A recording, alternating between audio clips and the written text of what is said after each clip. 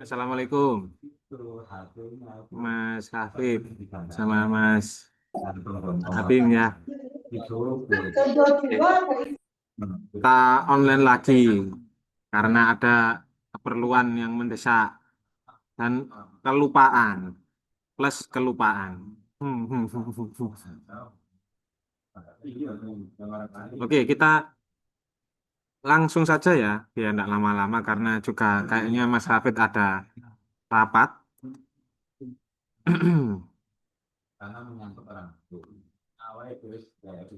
Kita fokus ke pertemuan ke berapa sekarang? Saya lupa ini. Kedua apa ketiga? Halo, ke berapa ini? Kedua. Karena Bapak, Kedua berarti ini ya, mengidentifikasi lingkungan kelas, metode pengajaran dan bahan pembelajaran yang efektif untuk pembelajaran bahasa. Oke. Ini materinya saya sertakan di sini ya. Teman-teman bisa download. Kalau kemarin kan language assessment ya, kalau ini namanya interactive approach to language pedagogy, third edition ini. Ya, teman-teman bisa download di internet ini. Saya klik, saya ini kan saya masukkan di kolom chat. Lah, ini bisa teman-teman download di Google. Ya, tinggal copy paste gitu aja. Nah, terus tinggal di-download yang PDF-nya. Sepertinya ini, fourth edition. Oh, saya yang third edition ya. Ini ada yang terbaru ini. Saya berapa edisi ke berapa ini tadi? Oh, third edition sama ya. Oh enggak, ini third yang di internet ini fourth edition. Oh sama ini. Oh ini yang ketiga, ini yang keempat. Yang keempat aja ya, tahun 2000 yang lebih relevan. Nah, ini bukunya. Kalau kemarin kan Brown kan language assessment. Kalau yang sekarang ini prinsip pembelajaran bahasa di dalam kelas. Prosesnya ya.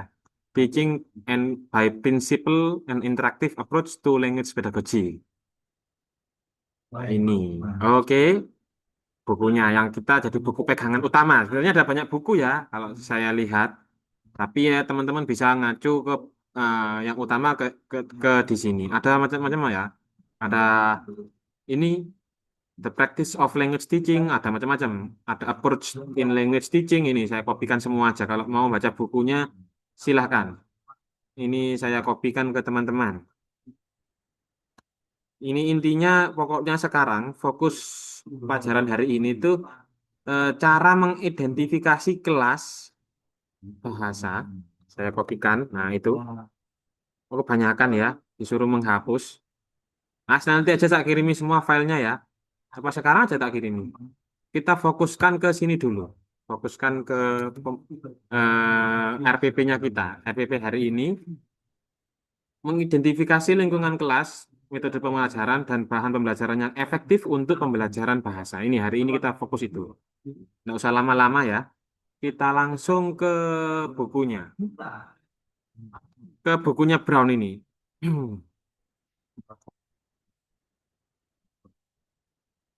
Ada apa? Ada yang ditanyakan? Oh iya, sekarang saya tak lampirkan ya ini RPP-nya ya, Mas Abim ya. Saya lampirkan di sini kayaknya ada kok file lampiran. Sebentar, sebentar, sebentar. Saya lampirkan materi yang ada di UBE ini. Jadi teman-teman bisa langsung search ya.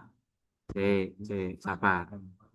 Saya carinya ini mata kuliah ini ya, mata kuliah Classroom Management ya.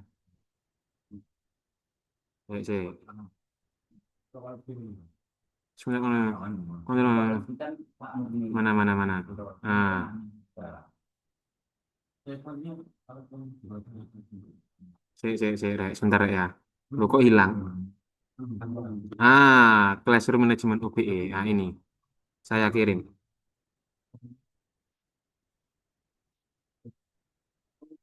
Ini saya kirim di kolom chat UBE-nya. Saya sabar 4 MB. 4 MB. Sambil menunggu saya kirim, kita fokusnya kan di sini ya. kita harus mengidentifikasi apa, kelas kita.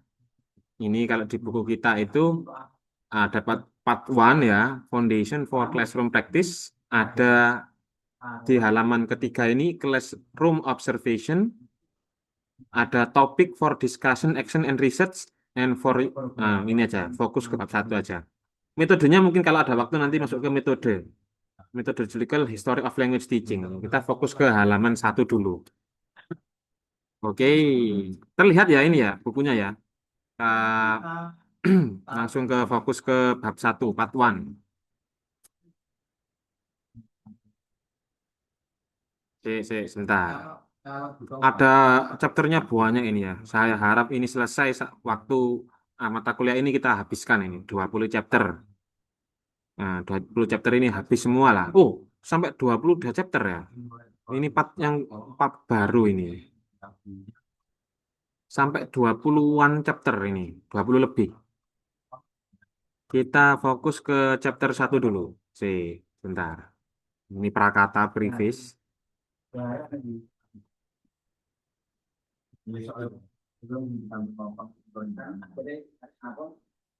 Sabar ya. Kak loading. Atau bukunya saya downloadkan juga teman-teman. Ya. Saya downloadkan sambil download. Ya, saya downloadkan. Oke. Hasilnya berapa? Karena sebentar Mas Hafid dan Mas Abim ya. Tunggu ya.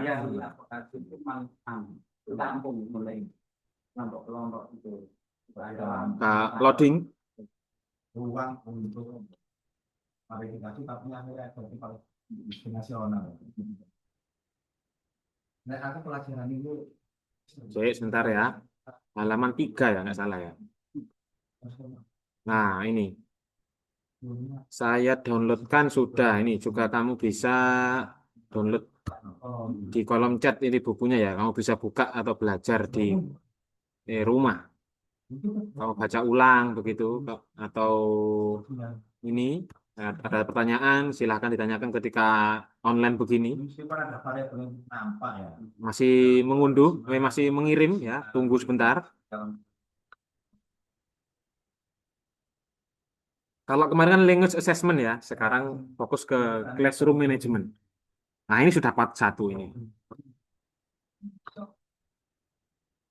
Foundation for Classroom Practice. Oke. Nah, fokus ke observation. Ya, kita mengobservasi dulu ya. Sebentar. Sebentar. Ini kok lama ya? Nah, ini classroom observation. Nah, ini. Mas Hafid sama Mas Abim, kita sesuai dengan RPP kita ya. Fokus kita itu mengidentifikasi lingkungan kelas. Ya, tidak lain adalah kita harus mengobservasi kelas kita ini kebutuhannya seperti apa, lingkungannya seperti apa.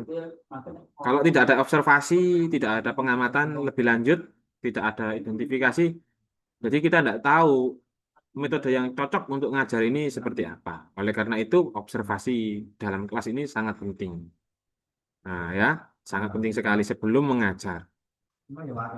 Jadi fokus kita itu kalau anak SMA sama SMP itu namanya, karena kita hidup di Indonesia ya,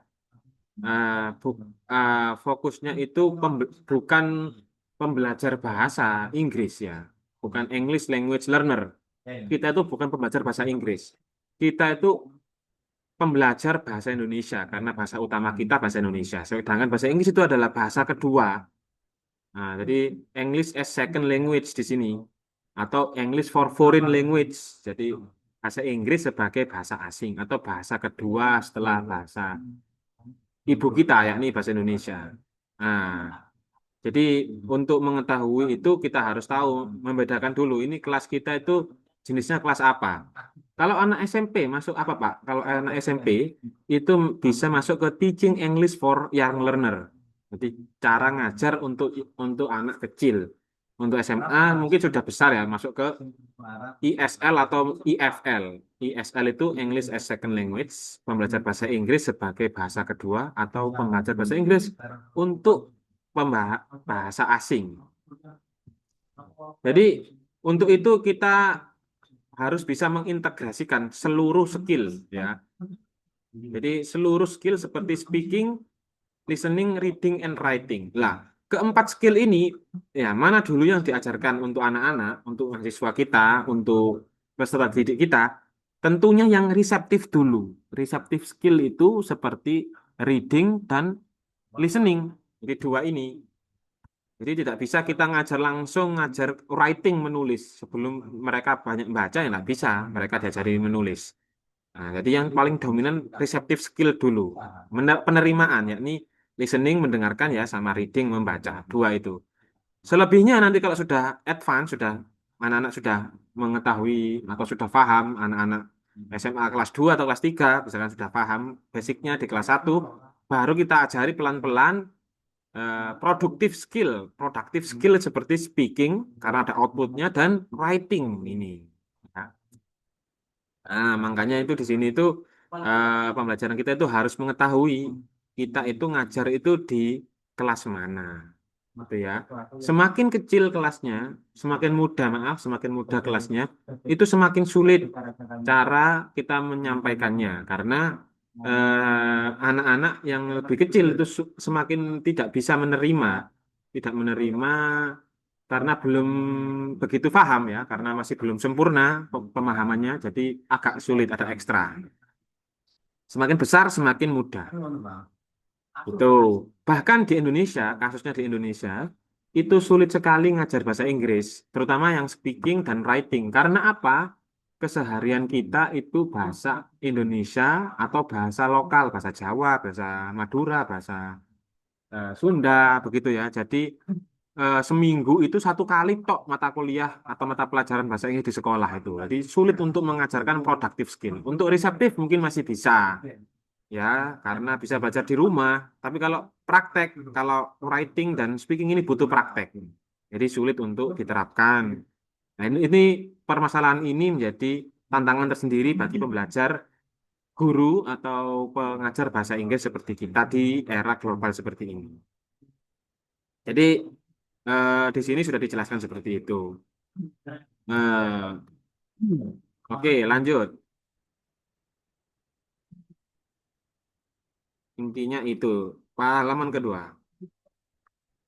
Nah,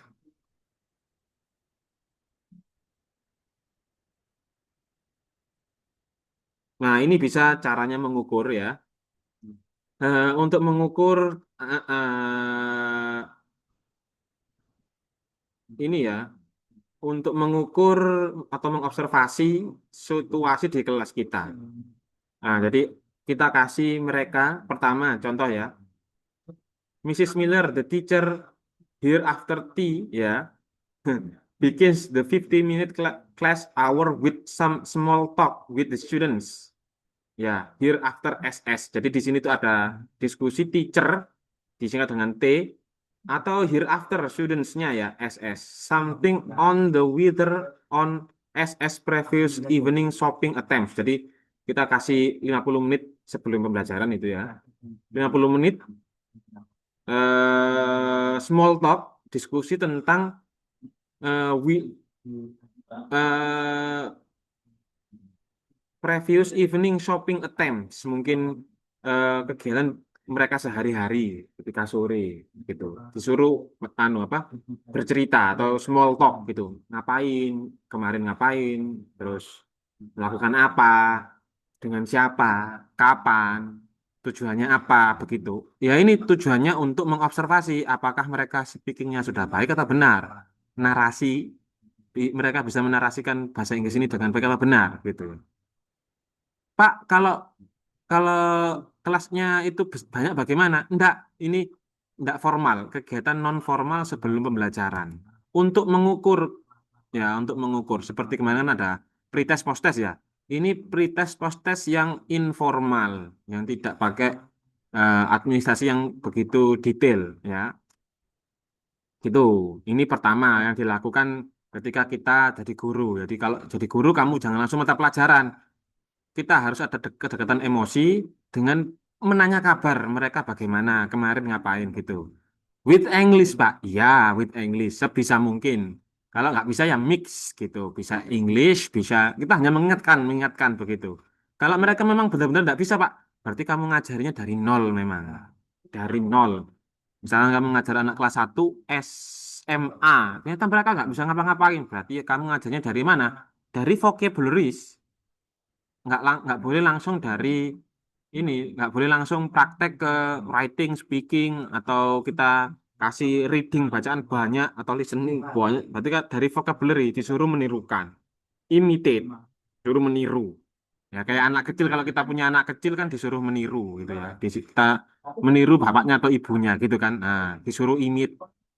Caranya bagaimana? Caranya ya kita sambil nonton film atau kasih short short apa short short videos, mereka disuruh menganalisis, disuruh menirukan, bermain peran, macam-macam. Nanti di bawah ada, di belakang ada caranya ngajar-ngajar yang efektif itu bagaimana. Yang penting kita fokusnya pertama ini ya kita small talk dengan anak didik kita. Gitu ya. Nomor dua, she then asks, si maksudnya itu Miss Miller teachernya ya, asks the students to keep their textbook close, disuruh nutup and direct them to the chalkboard. Disuruh lihat papan tulis where she has already written the following. Jadi ini mengobservasi kelasnya itu dia pakai papan tulis ya. Setelah ngobrol-ngobrol, dia nulis di papan tulis how often do you bla bla bla. Ini disuruh ngisi nanti. Terus disuruh ngisi always, all of the time, usually. Ini berarti sering gitu ya. Most of the time. Kalau ini always itu selalu gitu ya, often dan lain-lain. Jadi ini itu untuk mengukur anak-anak ini seberapa sering mereka itu misalkan ya, how often do you speak English? Gitu ya. Oh, ini Pak, never. Saya tidak pernah baca bahasa Inggris sama sekali. Loh kok bisa ya? Hidup saya di ini Pak pedalaman Kalimantan tidak butuh bahasa Inggris misalkan. Nah, ada seldom. Berarti kan mereka bisa kamu ukur. Oh, anak-anak ini ternyata frekuensinya misalkan ya kita di tengah-tengah ini. Sometimes, odd at times, every now and then. Jadi mereka itu kadang-kadang mengajar bahasa Inggris, bahasa bahasanya kadang-kadang tidak. Jadi sikap kita bagaimana? Oh, berarti anak-anak itu levelnya itu bisa memahami orang berbahasa Inggris. Namun mereka tidak bisa mengucapkan secara aktif bahasa Inggris itu seperti apa. Nah, ini nanti menentukan. Ya, menentukan. Ini cara-cara untuk mengobservasi kelas. Salah satunya ini nomor dua. Lanjut ya, nomor tiga. Atau seperti ini. Teachers, ini contohnya ini. Teachers calls an individual students, misalkan di sini tuh Alberto itu ya, and ask them question about their lives. For example, ada kenapa Mas Hafid? Pak, ketika seorang mengatakan never, apakah tetap dihitung tidak pernah menggunakan English atau dihitung satu kali saat mengerjakan never tadi? Iya, jadi gini Mas Mas Abim ya, kamu sebelum pelajaran dimulai ngomong gini, ngomong kan ini pengalaman saya ya, ngomong gini ke anak-anak.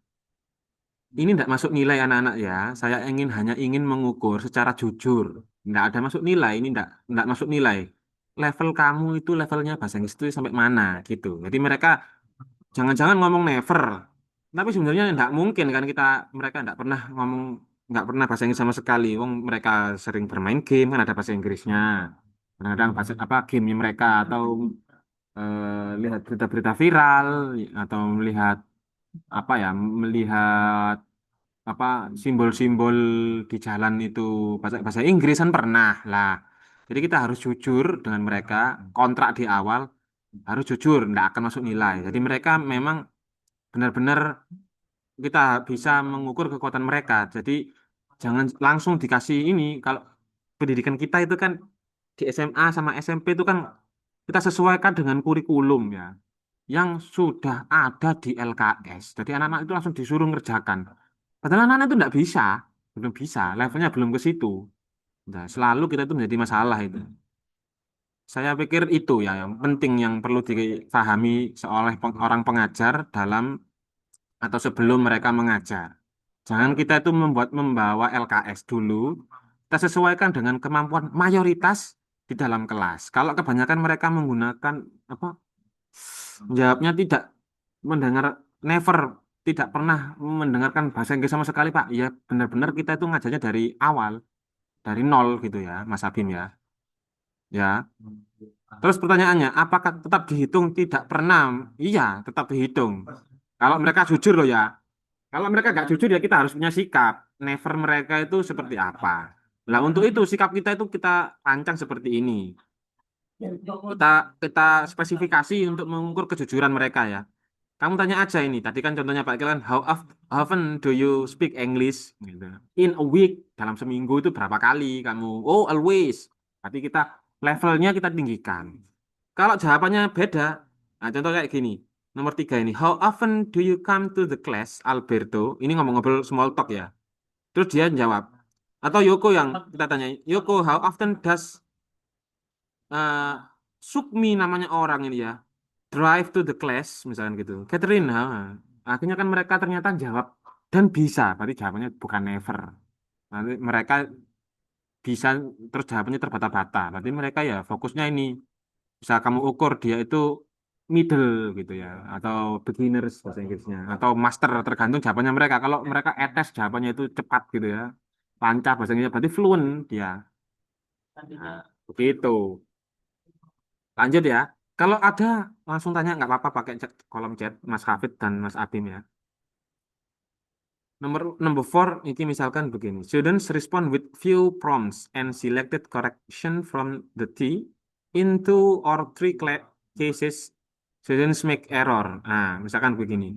She usually drive to school, which teachers not to correct. Ya, jadi eh, intinya responnya itu kadang-kadang mereka juga bisa ini. Students responnya with prompt and selected correction from the team. In two or three cases, students make error. Jadi kadang-kadang anak-anak itu membuat error. Apa grammarnya? She usually drive. Ini kan salah ini kan. Kalau she kan harusnya kan drives. Ada apa S-nya di belakang ini. To the school. Nah, berarti ini kan ada salah-salahnya. Oh, berarti anak-anak ini levelnya sudah bisa produktif tapi grammarnya salah Mas Ian. Kalau si harusnya dikasih S gitu kan, drives gitu kan ya. Oh, berarti anak-anak tak ajari grammar, present tense begitu kan. Nah, misalkan begitu. Atau si usually drove karena dia cerita ya, apa pakai verb 2. Nah, oh anak-anak nggak bisa past tense. Kamu ngajari pakai past tense. Oh, belum grammarnya ini masih mereka sering lupa, tidak mempraktekkan secara langsung gitu. After a few minutes, this correction T directs them to the meaning of the six adverb of frequently list on the board, explaining one or two them further. Jadi mereka disuruh akhirnya kita jelaskan sekaligus menjelaskan ya artinya never, seldom, sometimes itu artinya apa, often, usually, always gitu ya. Seldom, nah itu kan kita artikan gitu. Ini sambil belajar, sambil secara nggak langsung mereka akhirnya jujur dan kayak small talks gitu. Lanjut ya, number number six ini biar sampai anu selesai. Students, SS itu students ya, SS itu students are then directed to work in pairs and make up their own question using the three how often questions model on the board. Jadi mereka disuruh berkelompok dua-dua gitu pairs in pairs dan mereka membuat per question ya menggunakan pertanyaan menggunakan eh, how often models question model how often question model on the board and respond appropriately in complete sentence using the six frequent adverb before jadi tiga pertanyaan menggunakan kata-kata how often. Misalkan how often do you ini kan berdua dua orang buat tiga pertanyaan-pertanyaan. Terus how often itu dikasih sesuai kata kata kata-kata yang disesuaikan dengan keinginannya murid-muridnya kayak tadi itu ya. How often do you cook dinner atau how often do you play Mobile Legend? Misalkan begitu. Disuruh buat 3 pertanyaan. Terus nanti tuh tujuannya tuh ini. Before they splitting SS into pairs, the models some of the question and responses that they have just gone over. During the pair, they will circulate and listen in offering and ask questional comment. Nah, jadi intinya itu ketika mereka sudah pair, itu mereka nanti akan saling bertanya jawab, gitu kan. Nah, nah ini pair tadi itu bisa dilihat kegiatan ini detailnya bisa dilihat di unit 8 halaman 98 ya. Nanti eh, lengkapnya mungkin di halaman 98. Hmm. Nah, ini jadinya kayak gini jawabannya. Nanti disuruh mungkin disuruh ngerangkum gitu ya. Jadi sebentar saya baca lagi. Oh, kalau sudah ditutup, tadi kan disuruh nutup bukunya, terus disuruh buka lagi, disuruh buka unit 8 page 98. Here they see the following passage accompanied by the picture of secretary typing letter. Jadi ini hasilnya. Ya ketika kamu dibaca, kamu kayak mungkin kayak wartawan gitu ya, nanya-nanya how often do you play Mobile Legends? Jawabannya dia itu apa atau dirangkum sekalian. Jadinya jawabannya seperti ini. Keike is a secretary. She enjoy her work and she always work hard bla bla bla bla disuruh cerita lah gitu ya ini lu balik dah Pak oh santai ya oh iya jam 2 ya ya oke lanjut ya ya ini anu ya exercise yang nanti kamu baca sendiri detailnya tapi kalau kamu nggak sempat waktunya untuk menerapkan di dalam kelas, cukup 1 sampai 8 atau sampai 7 tadi cukup. Kalau detailnya nanti ya bisa jadikan pembelajaran sampai ini 18 item atau 19 item ini. Nah, ini kan. Oh, ini contoh buku, contoh exercise-nya. He is private is mechanic. He is lazy. He was look,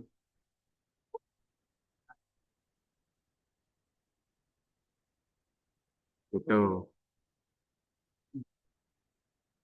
Oke, ini contoh exercise aja. Kita lanjut yang materi. Nah, ini. Salah tahu wes, aku kok nyambung mari penuh. Mari ini.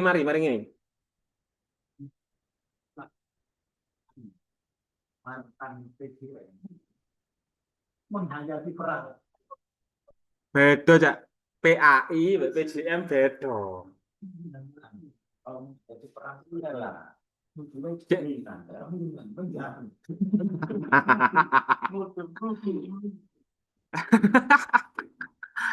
Nah, saya lanjut ini masih ini ya.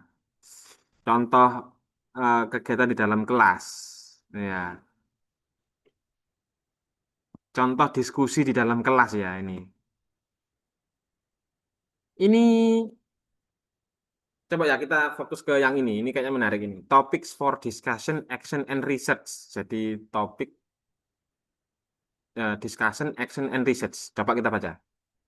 I itu individual work, simbol I itu ya untuk individual, G itu group pair works. Ini cara menghidupkan kelas ya, cara memanage kelas ketika awal-awal.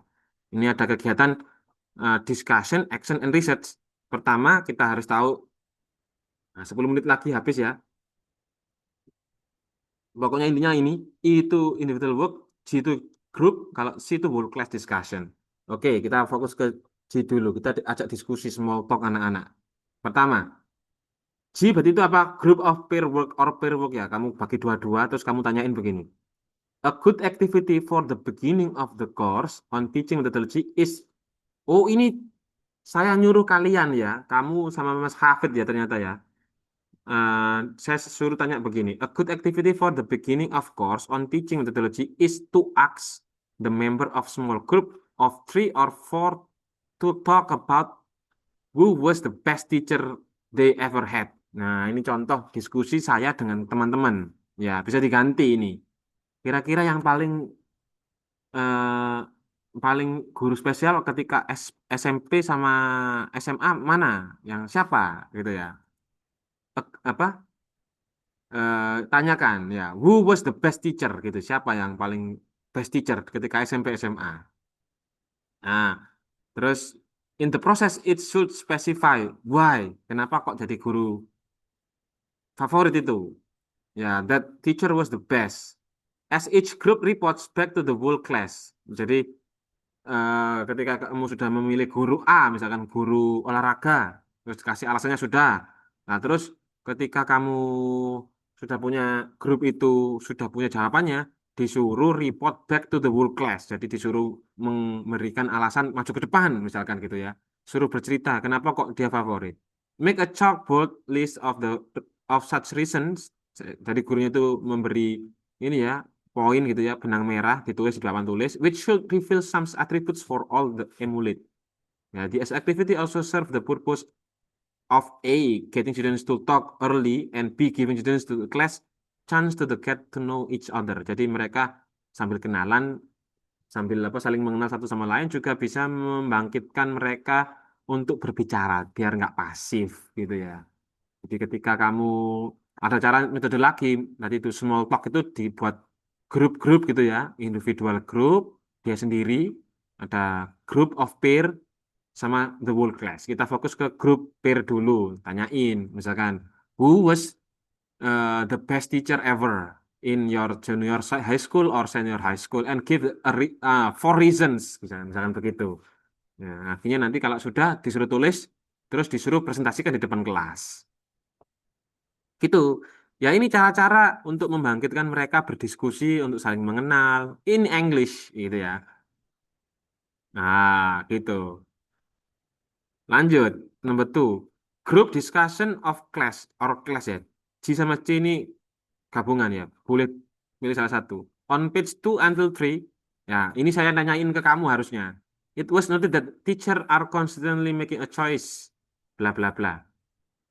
Jadi intinya saya nanyai ke kamu atau nanti kamu ketika jadi guru tanyain ke teman-teman kamu tanyain ke murid-murid kamu seharusnya what the teacher choose to do enaknya guru itu yang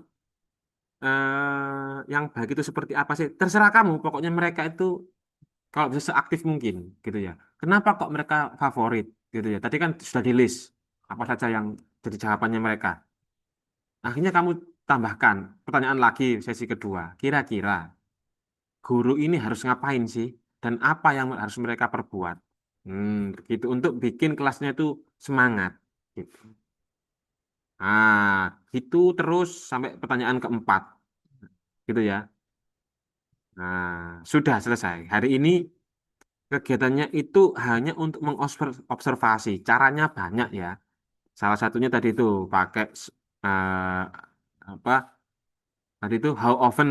Terus kalau ini tuh discussion, action, and research gitu ya. Kita juga sambil ngeresearch keinginannya anak-anak zaman sekarang itu bagaimana sih gitu. Atau ini tadi yang belum saya baca ya. Bisa kamu baca sendiri di rumah. Yang ini kedua ini, cara kedua beneath the lesson ini. Nah, jadi intinya kita kalau saya rangkum intinya ketika kita mengobservasi kelas, cara yang paling enak itu pakai discussion ya, dari hati ke hati gitu ya. Kalau pakai tes itu kayaknya mereka bisa mengakali dan bisa nyontek atau bisa tidak jujur dengan dirinya mereka sendiri ngomongnya nggak bisa ternyata ngomongnya nggak bisa tapi dijawab sangat bisa bahasa Inggris ternyata nggak bisa begitu kan. Small talk ini penting, bahasa basi ini penting mendiskusikan keseharian aja enggak usah terlalu ini enggak usah terlalu formal tapi nanti itu kita nanti lama-lama bisa melihat oh dominasi anak di kelas ini kan ada kelas grup sama individual nah itu nanti akan memicu kita untuk ini apa eh, melihat mereka itu levelnya di mana tuh ada pertanyaan saya juga belum salat sudah jam 2 ini mau habis tinggal berapa menit ini tinggal 4 menit. Ada Pak, ini mau rapat saya. Oke. Ada satu lagi. Is it better we use vocabulary for train and more close to the students? Apa sih maksudnya ini? Lebih baik kita menggunakan vocabulary untuk ini ya, untuk train and more close to the students. Iya, kita bisa jadi vocabulary ini bagus ya untuk agar mereka itu kita menggunakan vocabulary. Sebenarnya vocabulary itu digunakan untuk anak SD, Mas Hafid ya. Vocabulary itu untuk elementary school, untuk anak SD. Ketika kamu ngajar nanti SMA, SMP, gunakan full sentence. Kayak tadi tuh, how often do you speak English? How often do you play football? Nah, how often do you help your parents? Nah, itu misalkan begitu. Kita pakai full sentence. Itu ya. Oke? Itu. Untuk hari ini cukup. Waktunya tinggal 2 menit. Mas Hafid ya, Mas Afim ya. Kalau mau diteruskan, oke, request saja nanti minggu depan kita fokus ke sini. Kita fokus ke kamu baca ya, Rek ya. Metode Methodical History of Language Teaching. Minggu depan kita materinya ini, chapter 2. Ingatkan jangan sore-sore nanti saya biar tak lupa juga. Untuk hari ini cukup, insya Allah eh, cukup. Ada lagi?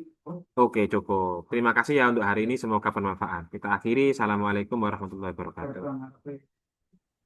Waalaikumsalam warahmatullahi Ya, wabarakatuh. meeting ya Mas Terima Hafid. kasih, Pak. Ya.